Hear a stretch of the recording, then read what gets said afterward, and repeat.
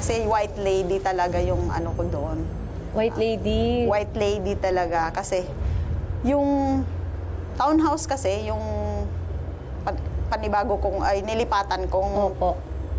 yaya din ako, 2 bata. Opo. Foreigner yung mga alaga ko. Babae at lalaki. Ngayon, yung batang babae, 1 taon lang mahigit. Yung lalaki, 5, ganun, 5 taon. Yung mga bata na yun kasi, hindi nila pinapasamahan ng tulog sa mga kwarto. Kasi daw, ang katuwiran ng boss ko, para masanay daw. Gusto maging independent. Oo, parang sa kanila kasi daw talaga ganun. Hindi sinasamahan yung mga bata matulog sa kwarto, kahit baby. As foreigner nga po. Oo, naka-crave lang. Tapos, meron kaming intercom na Okay. pag umiyak yung bata, maririnig namin at maririnig ng parents. Parang ganun ang ano. Doon naman laging nagtataka kami, bakit laging naiyak yung bata, yung baby. Tapos pag umakyat kami sa kwarto, tulog naman yung baby. Nagtataka kami, bakit ganun? Tapos minsan, paggising namin sa umaga, pag nakita namin yung baby, may pasa. May pasa yung katawan ng May bata, marka-marka may yung mga bata. itim-itim. Eh, siyempre, alaga ko, di ba? Nakakatakot. Opo, Lalo ikaw yung mamaya, pagbintangan. ako pagbintangan. Tapos, yun, sinasabi ko naman sa bus ko na may mga ganon. Tapos, noong katagalan, mayroon nang umiiyak na malakas na yung umiiyak.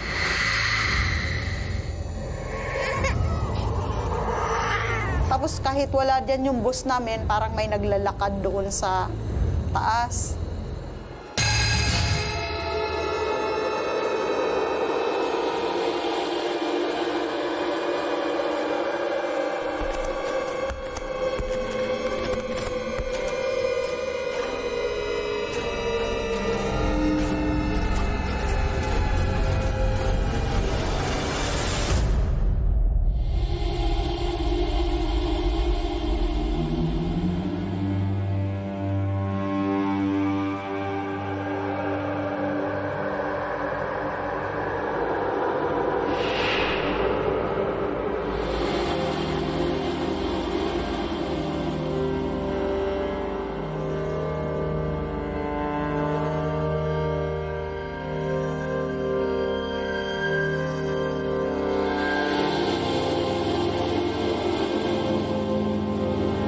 One time talaga, isang beses talagang nangyari na gabi yun, hating gabi, i-check ko yung mga bata kasi yung bus ko nasa bakasyon. Nagbakasyon sila 2 weeks sa abroad. So kami lang naiwan at saka yung isang kusinera na kasama ko. Bali, 4 lang kami sa bahay. Ngayon nung gabi, aakyat ako dapat dahil i-check ko nga yung mga bata bago ako matulog.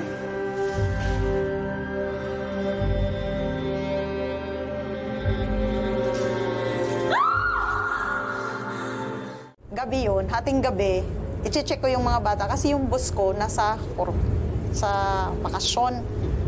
Nagbakasyon sila 2 weeks sa abroad.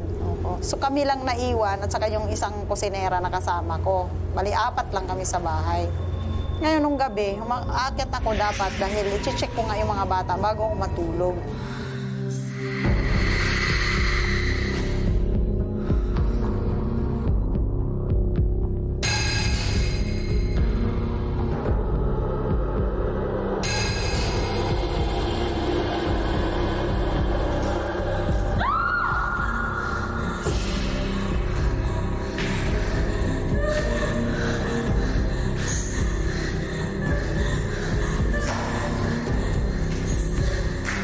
Nakita ko talaga yung wild lady naglakad, umakyat sa hagdan. As in talagang umakyat siya sa hagdan na dahan-dahan pa siya. Pagbukas ko ng ilaw, nakita ko. Eh, yun ang shock ako. Nagsisisigaw ako. Babae talaga. Babae talaga, nakaputi, tapos mahabang buhok, umakyat.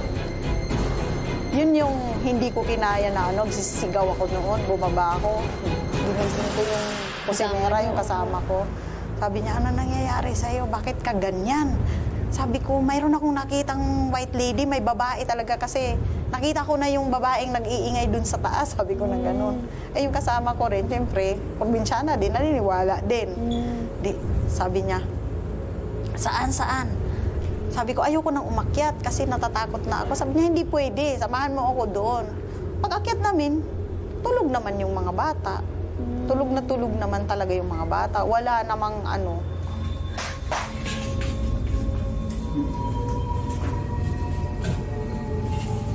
Sila ba to? Hello? Hello? Hindi naman ah. Malaga ako.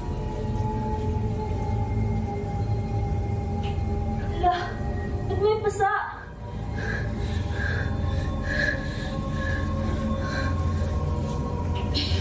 Ano nangyari sa'yo?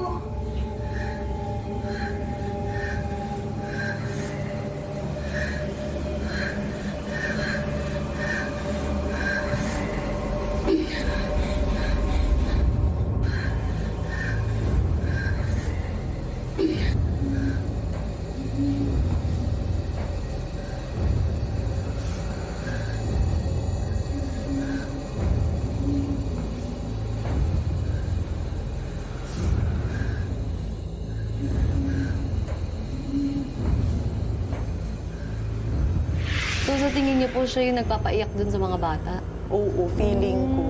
Sinabi niyo dun sa amo niyo? Siyempre po, hindi naman nila Hindi maintindihan. Hindi naman, sure naman na hindi sila maniniwala, hindi naman yung Pilipino eh. Paano ho yun pag ganun? Nagstay pa ho kayo sa bahay na yun matagal? Medyo matagal-tagal din. Mga mahigit din 2 taon.